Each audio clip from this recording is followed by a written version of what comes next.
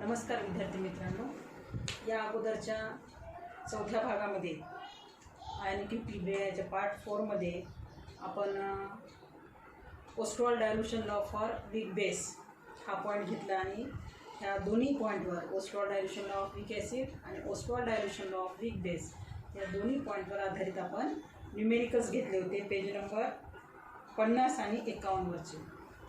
त्याच्यानंतर जो आपल्याला पॉईंट आहे point number 3.5 auto ionization or self ionization of water. पहिल्याच्या काळात म्हणजे जेव्हा एक्सपेरिमेंटली हे प्रूव्ह झालेलं नव्हतं की प्युअर वॉटर हा इलेक्ट्रिसिटी कंडक्ट करू शकतो, तर त्यावेळेस त्याला नॉन कंडक्टर ऑफ इलेक्ट्रिसिटी म्हटलेलं होतं. परंतु जेव्हा एक्सपेरिमेंटली प्रूव्ह झाले की जेव्हा प्युअर वॉटर हा इलेक्ट्रिसिटी कंडक्ट करू शकतो, कारण तो सेल्फ म्हणजे वॉटरमध्येच तो सेल्फ काय होतो, काही प्रमाणात आयोनाइज होऊन स्मॉल एक्सटेंटवर आयोनाइज होऊन आपल्याला H+ आणि OH- आयन्स देतो.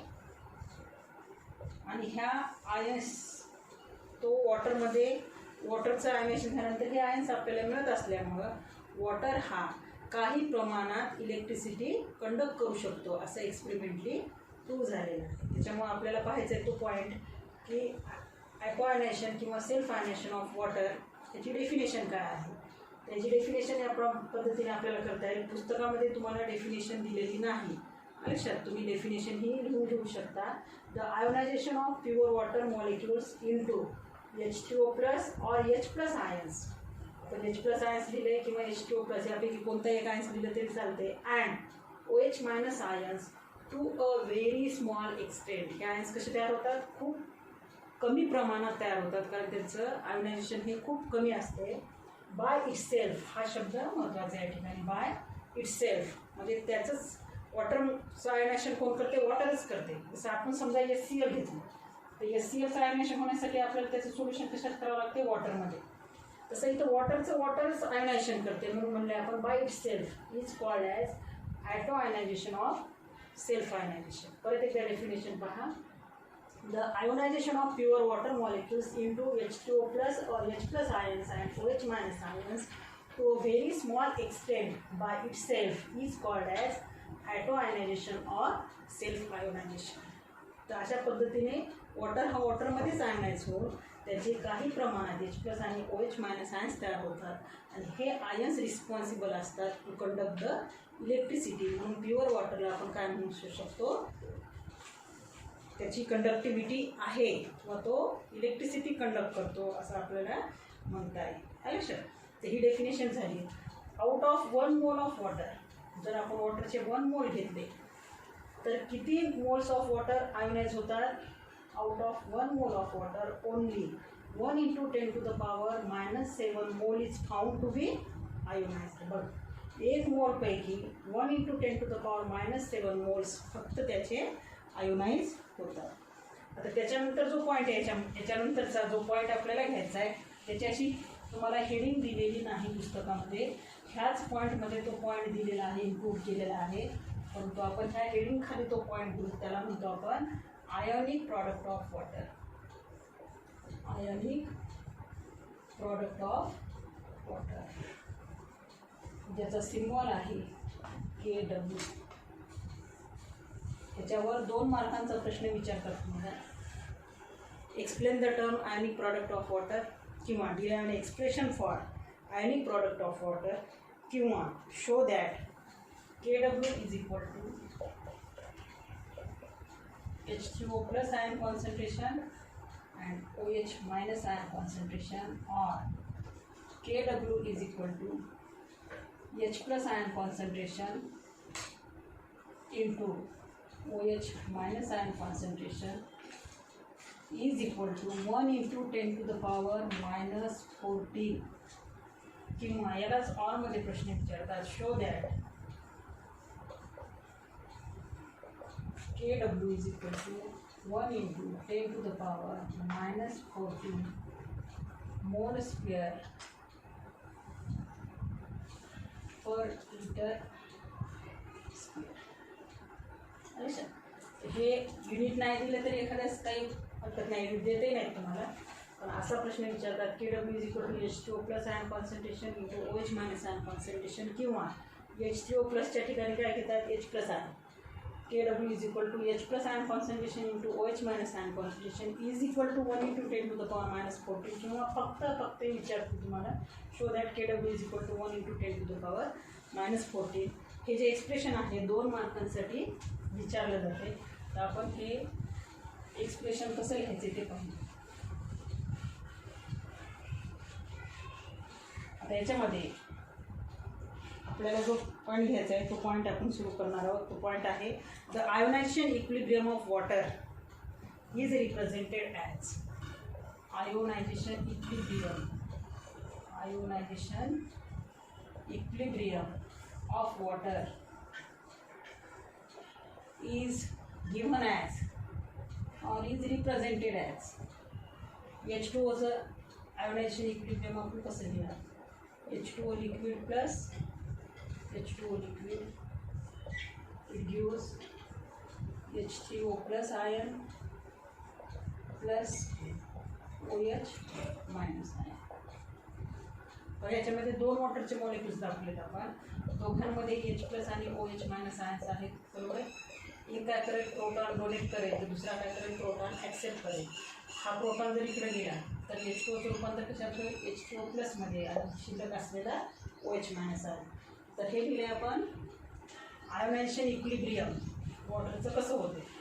अच्छा, त्याच्यानंतर घ्यायचं आपल्याला ह्याचं आयोनायझेशन इक्विलिब्रियम झाल्यानंतर इक्विलिब्रियम कॉन्स्टंट जो आहे K for the ionization of water, equilibrium constant for the ionization of water कसं घेतात. आता ह्याला आपण law of mass action apply करणार.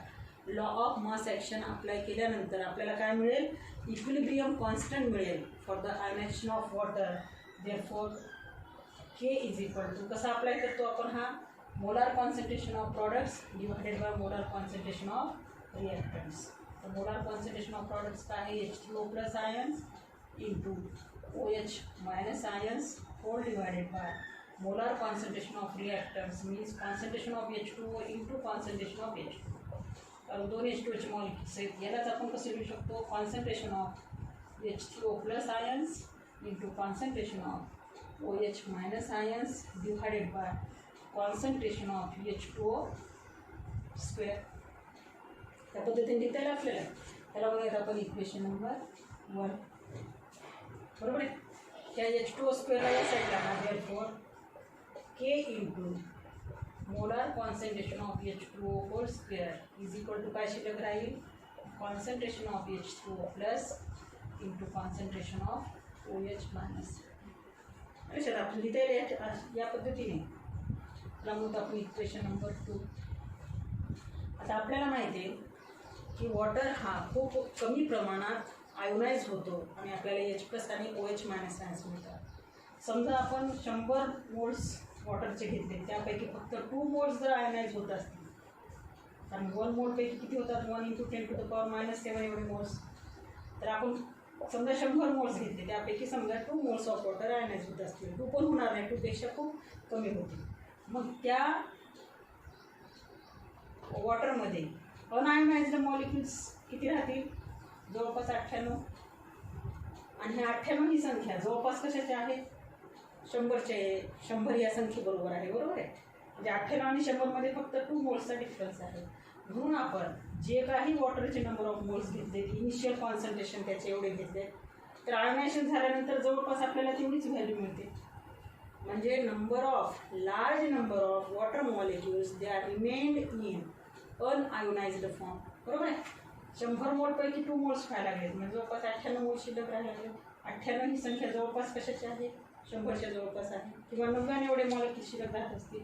99 आणि 100मध्ये फक्त एका मोलचा फरक आहे, बरोबर. म्हणून आपण जेवढे काही नंबर ऑफ मोल्स घेऊ, जेवढं काही त्याचं इनिशियल कॉन्सन्ट्रेशन असेल वॉटरचं आफ्टर आयोनायझेशन, जवळपास आपल्याला तेवढीच वॉटरची क्वांटिटी ही अनआयोनाइज्ड फॉर्ममध्ये मिळते. म्हणजे आपण इनिशियल मोल आणि त्याचे फायनल मोल कसे घेणार सारखेच घेणार. म्हणजेच concentration of H2O after ionization remains the same. तेव्हा आपण म्हणू शकतो a large number of water molecules remain in undissociated form. Hence, we can write concentration of H2O is equal to constant. Therefore, concentration of H2O square is also equal to constant, and that constant is taken as K dash. बरोबर आहे. इथं आपण K घेतलंय, इथे एक नवीन constant घेतलंय, त्याला म्हणलं आपण K डॅश. आणि हे K डॅश घेतल्यामुळे आपल्याला आता इक्वेशन 2 काय लिहिता येईल? मग इक्वेशन 2 मध्ये आपण K डॅश लिहिणार. बरोबर. लक्षात आलं. हे large number of water molecules remains in the water in the undissociated form. Therefore, its initial concentration and final concentration is always taken as a constant. म्हणजे तीच व्हॅल्यू शिल्लक राहते, त्याला म्हणलं आपण कॉन्स्टंट. H2O जर कॉन्सन्ट्रेशन कॉन्स्टंट घेतलं तर H2O into H2O concentration of H2O square is also constant, that is called K dash. Therefore, equation 2 becomes, त्या ठिकाणी आपण काय ठेवणार? K into K dash is equal to concentration of H2O plus into concentration of OH minus. आता हे K into K dash हे दोन कॉन्स्टंटला मिळून एक नवीन कॉन्स्टंट घेणार, that is called KW is equal to concentration of H2O plus ions into concentration of OH minus ions, where K into K dash is equal to KW, a new constant called as ionic product of water. आणि हेच आपल्याला prove करायचं होतं. बरोबर. आता इथपर्यंत तुम्हाला एक भाग विचारला की इथपर्यंत यायचं. जर तुम्हाला show that KW is equal to H2O plus ion concentration into OH minus ion concentration is equal to 1 into 10 to the power minus 14 जर विचारलं तर त्याचा पुढचा भाग घ्यायचा. इथपर्यंत जर विचारलं तर इथपर्यंत येऊन स्टॉप व्हायचं. फक्त या ठिकाणी हे घ्यायचं आहे, त्याला म्हणतो आपण इक्वेशन नंबर 3. या ठिकाणी म्हणायचे where K into K dash is equal to KW, a new constant, and that new constant is called ionic product of water. आणि सुरुवातीला तुम्ही त्याची डेफिनेशन लिहू शकता. What is the ionic product of water. याच्यावर तुम्ही आयनिक प्रॉडक्ट ऑफ वॉटरची डेफिनेशन लिहू शकता. काय लिहिता डेफिनेशन आपल्याला? समजा तुम्हाला इथे H प्लस आयन कॉन्सन्ट्रेशन जर विचारलं लक्षात, तर तुम्ही या ठिकाणी हे इक्वेशन न घेता त्याचं आयोनायझेशन लिहायचं आहे. H2O gives H plus plus OH minus. बरोबर आहे. आयोनायझेशन इक्विलिब्रियम ऑफ वॉटर, त्याच्यामध्ये H2O liquid plus H2O liquid घेतल्यानंतर आपल्याला H2O प्लस आयन्स मिळतील. पण आपल्याला इथं प्रूव्ह करायला जर सांगितलं KW is equal to H plus ion concentration into OH minus ion concentration. ह्या आयोनायझेशन इक्विलिब्रियममध्ये H प्लस आहे का? नाही. मग आपल्याला आयोनायझेशन काय लिहायचे? वॉटर इट सेल्फ आयोनाइज्ड ॲज फॉलोज, और self ionization of water is represented as follows. हे त्याचं आयोनायझेशन लिहायचं आहे. आणि K equal to H plus ion concentration into OH minus ion concentration whole divided by concentration of H2O. इथं फक्त H2O येईल. या ठिकाणी H2O स्क्वेअर घेण्याच्या ऐवजी काय येईल? H2O. आलं लक्षात. हे H2O कॉन्स्टंट घेतलं आपण, त्याला म्हणजे K डॅश. इथे H प्लस येईल आणि इथं सुद्धा काय येईल? H plus. तर कुठं चेंजेस करायचे? फक्त हे इक्वेशन लिहायचं आहे. त्या इक्वेशन म्हणजे हे इक्वेशन घ्यायचं आणि कंटिन्यू करायचं. पण त्याच्या पुढचा जर भाग विचारला तुम्हाला, show that KW is equal to 1 into 10 to the power minus 14, तर आपल्याला लिहिता येईल in pure water at 298 Kelvin. हे सगळं लिहायचं आणि त्याच्या पुढचा भाग घ्यायचा आपल्याला. At 298 Kelvin the pure water, in pure water at 298 Kelvin the concentration of H2O plus ions into the concentration of OH minus ions is equal to 1 into 10 to the power minus 7 mole per liter or mole per dm cube. हे लिहू शकतात. therefore KW equal to काय आपल्याकडे equation? concentration of H2O plus into concentration of OH minus. त्याला म्हणायचं put this value in equation 3. आपण equation 3 घेतले का? हे इक्वेशन 3 आहे. Put this value in equation 3. तर काय मिळेल आपल्याला? 1 into 10 to the power minus 7 into 1 into 10 to the power minus 7. कारण दोघांचं कॉन्सन्ट्रेशन कसं आहे? Same. therefore KW is equal to काय मिळेल आपल्याला? 1 into 10 to the power minus 14. बरोबर. तर हे इक्वेशन आपण या पद्धतीने लिहू शकतो. त्याचं युनिट जर घ्यायचं आहे तर मोल स्क्वेअर पर लिटर स्क्वेअर आणि प्रॉडक्ट ऑफ वॉटरचं युनिट. लक्षात. आता या ठिकाणी आपण 298 केल्विनला एवढी काढली व्हॅल्यू केडब्ल्यूची व्हॅल्यू ही वॉटर डिपेंडंट क्वांटिटी आहे. जसं जसं टेम्परेचर वाढत जाईल तसं तसं आयोनायझेशन काय होत जाईल, वॉटरचं वाढत जाईल. आणि जसं जसं आयोनायझेशन वाढत जाईल तशी ह्याची आयोनायझेशन होण्याची म्हणजे H3O+ आयन्स आणि OH- आयन्स तयार करण्याची कॅपॅसिटी वाढत जाईल.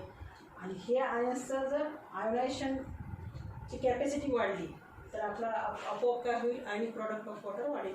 बरोबर. 298 केल्विनला आपल्याला दोघांचे आयन्स सारखे मिळतात 1 × 10⁻⁷. पण टेम्परेचर जर वाढवलं तर ही क्वांटिटी काय होईल, आयोनाइज होण्याची क्वांटिटी वाढत जाईल. म्हणजेच काय होईल, केडब्ल्यूची व्हॅल्यू वाढत जाईल. म्हणजेच केडब्ल्यू ही काय आहे, टेम्परेचर डिपेंडंट क्वांटिटी. या ठिकाणी हे एक्सप्रेशन जे आहे 2 मार्कांसाठी विचारतात. त्याच्यानंतरचा जो पॉईंट आहे आपल्या ह्याच्यामध्ये तुम्हाला बघा पेज नंबर 51वर इंटरनेट माय फ्रेंड त्याच्यामध्ये तुम्हाला एक एक्झरसाइज दिलेले आहे बघा, homeworks. Find out the values of ionic product KW of water at various temperature 273 kelvin, 283 kelvin, 293 kelvin, 303 kelvin, 313 kelvin and at 323 kelvin. 298 केल्विनपेक्षा इथं टेम्परेचर 3 जास्त दिलेले आहे, 303, 313 आणि 323. ह्या टेम्परेचरला KWची व्हॅल्यू 1 × 10⁻14 पेक्षा जास्त असेल. आणि 273 केल्विन, 283 केल्विन आणि 293 केल्विन जे टेम्परेचर 298 केल्विनच्या कमी आहे, ह्या टेम्परेचरला KWची व्हॅल्यू ही 1 × 10⁻14 पेक्षा कमी असेल. लक्षात. त्याच्यानंतरचा पॉईंट आहे 3.6 हा point, that is the pH scale. हा point pH scale. pH scale म्हणजे काय. आता ही pH स्केल ही प्रपोज केलेली एका सायंटिस्टने 1909 मध्ये. त्या सायंटिस्टचं नाव होतं सॉरेन्सन. आता ही pH स्केल कशासाठी तयार करण्यात आली, to compare the acidity and alkalinity of the different aqueous solutions in terms of hydrogen ion concentrations. वेगवेगळ्या ॲक्वियस सोल्युशन्सची ॲसिडिटी आणि अल्कॅलिनिटी त्यालाच काय म्हणतो आपण, बेसिसिटी. ॲसिडिटी आणि alkalinity of the different aqueous solutions they are compare in terms of the H+ ion concentration. H+ ion कॉन्सन्ट्रेशनच्या टर्ममध्ये आपण ॲसिडिटी आणि अल्कॅलिनिटी डिफरंट सोल्युशन्सची काय करतो, कम्पेअर करण्यासाठी वापरतात. आणि ही scale, that scale is proposed by a scientist that is Sorensen in 1909 and this scale is called as pH scale. ह्याच स्केलला काय म्हणतो आपण, pH scale. This scale represents H+ ions concentration of a given aqueous solution. दिलेल्या aqueous सोल्युशनचं pH काय आहे हे represent आपण या स्केलवर करू शकतो. We should be noted that pH is a measure of acidic nature, but as pH goes up, pH हे मेजर आहे ॲसिडिक नेचरचं. म्हणजे pH वरनं आपण सांगू शकतो की ते सोल्युशन ॲसिडिक आहे का, बेसिक आहे का, न्यूट्रल आहे. अच्छा, त्याच्यामध्ये आपण ॲसिडिटी अल्कॅलिनिटीसोबत त्याची न्यूट्रॅलिटीसुद्धा कम्पेअर करतो. आता ती कशी करणार, ती स्केल काय आपण पुढे घेऊया. This scale represents the H+ ion concentration of a given aqueous solution. It should be noted that pH is a measure of acidic nature, but as the pH values goes up, acidic nature goes. जसं जसं pHच्या values वाढत जाते, म्हणजे ह्या pHच्या values असतात 0 पासून 14 पर्यंत. जशा जशा pHच्या व्हॅल्यूज वाढत जातील 1 2 3 4 5 6 7 8 9 10 11 12 13 14, as pH values goes up their acidity goes down. Acidity काय होत जाते, डिक्रीज होत जाते. आता pH स्केल काय आपल्या सिलेबस म्हणून तो भाग डिलीट केला आहे, पण आपण ती pH स्केल काय आहे पाहणार आहोत. अच्छा, आता ह्या सिम्बॉलमध्ये pH ह्या सिम्बॉलमध्ये P हा P लिहिलेला आहे बघा. P means power. In English P is power. It stands for the power and meaning of pH is strength of hydrogen ion concentration. यालाच काय म्हणतात? P stands for power and its meaning is पीएचचा meaning काय होतो? Strength of hydrogen ion concentration. Hydrogen ion concentration म्हणजेच पीएचचा meaning, and that is expressed in mole per litre. हे कशात एक्सप्रेस करतात? मोल पर लिटरमध्ये. किंवा P in the expression means log of the quantity. ह्या एक्सप्रेशनमध्ये पी स्टँड झालेला आहे लॉग ऑफ द क्वांटिटी. त्यालाच म्हणायचं, त्याचा मिनिंग काय आहे? Log of the quantity. P means power. त्याच्यानंतर जर तुम्हाला डेफिनेशन पीएचची व्यवस्थित पाहिजे असेल तर ती डेफिनेशन अशा प्रकारे असेल. The concentrations of H plus ions is expressed on the logarithmic scale is known as pH scale. कशी होईल याची definition? The concentrations of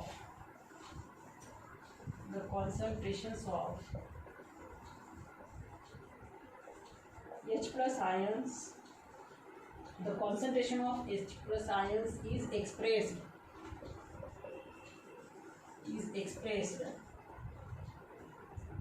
on the logarithmic scale.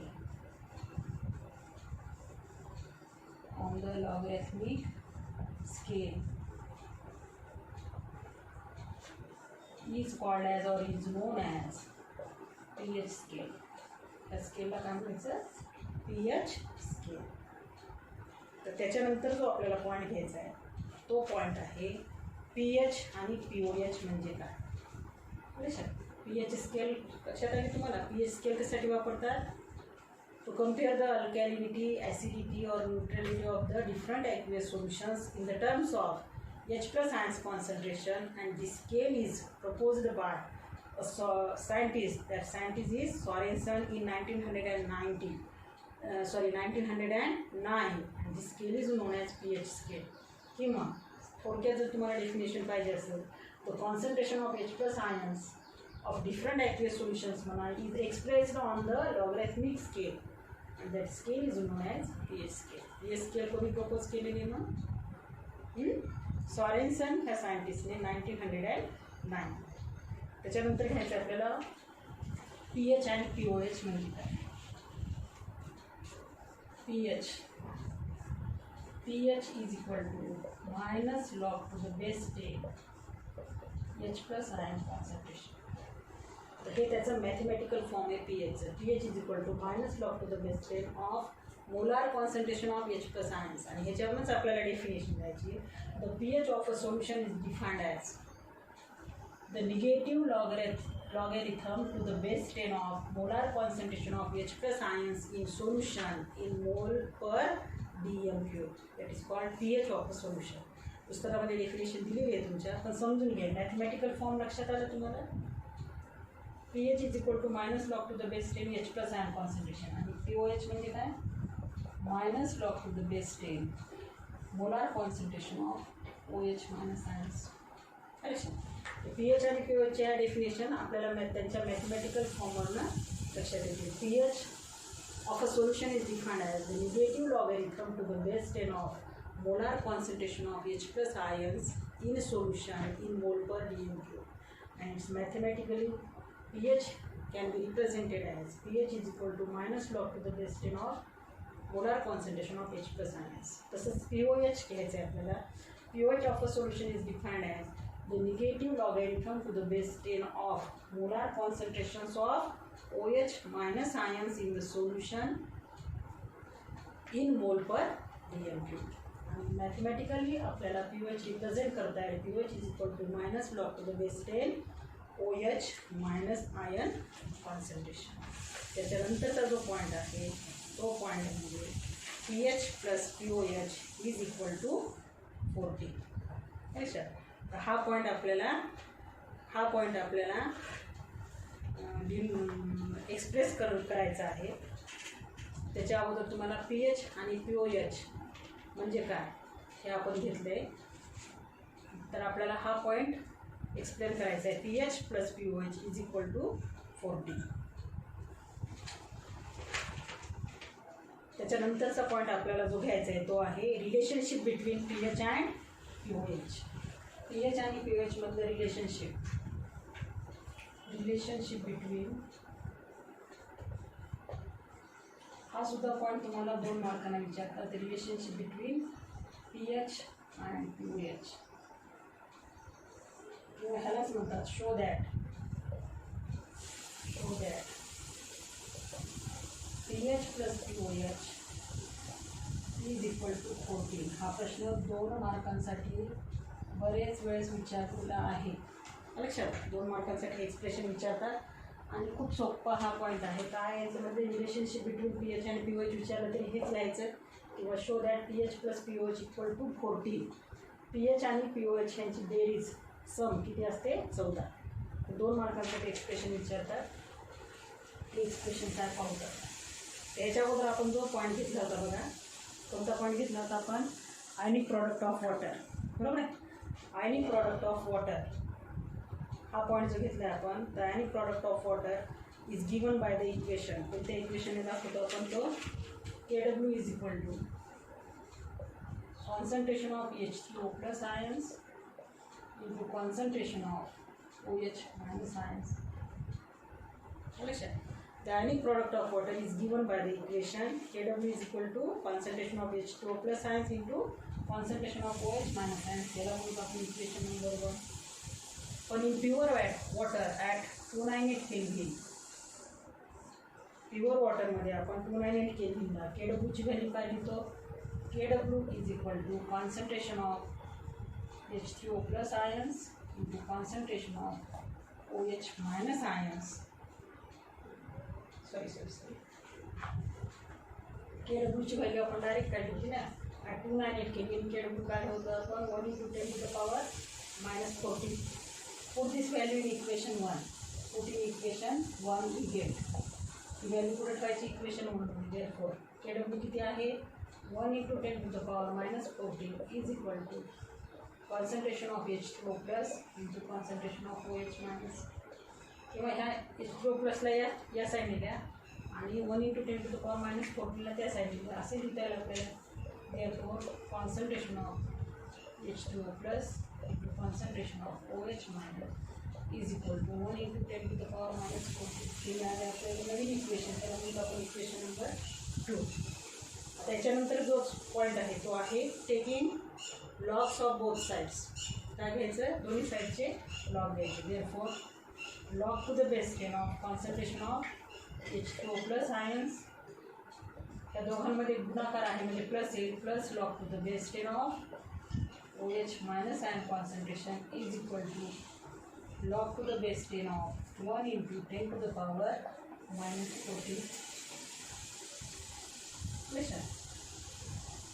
तर हे लॉग घेतल्यानंतर याचे लॉग कसे येतील? आपण log to the base 10 H2O plus ion concentration plus log to the base 10 OH minus ion concentration is equal to log to the base 10 1, याचा log काय येईल? 0 येईल, आणि log to the base 10 minus 14, याचा log येईल minus 14. त्याला म्हणतो आपण इक्वेशन 3. आता ह्या इक्वेशनचे आपल्याला दोन्ही साईडचे काय घ्यायचे? लॉग घ्यायचे. Taking logs of the both sides of equation 3. Equation 3 मध्ये दोन्ही साईडचे काय घ्यायचे? लॉग घेतलेत ना आपण. या इक्वेशन 3 मध्ये इक्वेशन 3ला निगेटिव्ह साईनने काय करायचं? आपल्याला मल्टिप्लाय करायचं. लॉग आपण ह्या स्टेपमध्ये घेतले, taking logs of both sides of equation 2. तर आपल्याला हा लॉग मिळाला आहे, ते आपण जशाला तसं ठेवलं आहे. Log to the base 10 1 into 10 to the power minus 14चा लॉग काय घेतला आपण? मायनस 14. 0 प्लस 14 येईल, मायनस 14 येईल, म्हणजेच काय होईल? मायनस 14. आता ह्या इक्वेशन 3ला आपण निगेटिव्ह साईनने काय करायचे? निगेटिव्ह साईनने दोन्ही साईडला मल्टिप्लाय करायचे. म्हणजे काय मिळेल आपल्याला? Minus log to the base 10 of H2O plus minus log to the base 10 of OH minus ion concentration is equal to minus into minus 14 here plus 14 minus sign multiplication and the minus into minus plus. But according to the definitions of pH and pOH, pH and pOH च्या definition नुसार आपल्याला माहिती आहे pH is equal to काय आहे? minus log to the base 10 H3O plus ion concentration किंवा ह्यालाच म्हणतो आपण H plus ion concentration ion POH आहे. POH is equal to minus log to the base 10 OH minus ion concentration. By definitions of pH and POH.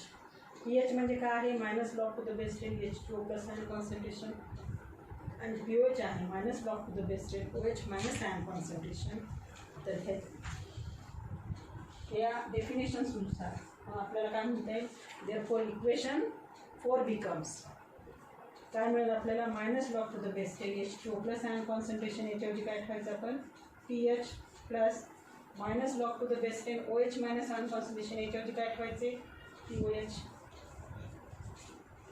अरे minus log to the base 10 H2O plus ion concentration pH याच्याऐवजी pH याच्याऐवजी POH sign दोघांमध्ये plus is equal to काय मिळेल आपल्याला 40 आणि तेच equation आपल्याला डिराईव्ह करायचं बरोबर आहे. आलं का इक्वेशन परत एकदा पहा आयनिक प्रॉडक्ट ऑफ वॉटर हे इक्वेशन आपण कसं लिहितो KW is equal to H2O plus into OH minus ion concentration त्याला म्हणले आपण इक्वेशन 1. त्याच्यानंतर आहे 298 kelvin in pure water the value of KW ही आपण किती काढली 1 × 10⁻⁻14 बरोबर आहे. आणि प्रॉडक्ट ऑफ वॉटरमध्ये घेतले आपण put this value in equation 1. KWच्या ऐवजी आपण व्हॅल्यू ठेवली KWच्या ऐवजी आपण व्हॅल्यू काय ठेवली ह्याला या साईडला घेतले आपण therefore H2O plus ion concentration into OH minus ion concentration is equal to 1 × 10⁻⁻14 याला म्हणजे इक्वेशन 2. Taking log of the both sides in equation 2 we get दोन्ही साईडचे काय करायचे लॉग घ्यायचे log to the base 10 H2O plus ion concentration दोघी नंतर गुणाकाराची क्रिया लॉग घेताना आपण त्यांची बेरीज करतो ते plus log to the base 10 OH minus ion concentration is equal to log to the base 10 1 × 10⁻⁻14 हे जशाला तसं ठेवलं आहे आपण log to the base 10 H2O plus ion concentration plus log to the base 10 OH minus ion concentration log to the base 10 1 × 10⁻⁻14 चा काय याचा log येतो 0 आणि याचा येतो -14 0 - 14 म्हणजेच काय येतो -14.